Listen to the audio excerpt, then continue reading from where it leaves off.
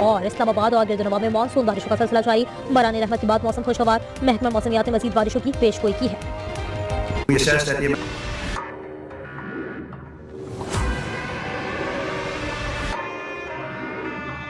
तेज हवाओं, आंधी, तूफान और गरज चमक के साथ बारिश का इम्कान है। एनडीएमए ने 25 जून से 1 जुलाई तक मौसमी सूरत हाल पर एडवाइजरी जारी कर दी। कराची, सक्खर, हैदराबाद, थरपारकर समेत कई अजला में 25 से 28 जून आंधी, तूफान और बारिश का इम्कान है। और कराची में आज से 2 रोज तक दर्जा हरारत में इजाफा मुतवक्किल है। महकमा मौसमियात के मुताबिक शहर में आज दिन में समुद्री हवाएं जुज़वी तौर पर बंद होंगी। हब्स की कैफियत के साथ मौसम गर्म और मरतूब रहेगा। कराची में आज मौसम गर्म और मतला अबरालूद रहेगा। कराची में आज मौसम गर्म और मरतूब रहेगा, ये कहना है महकमा मौसमियात का।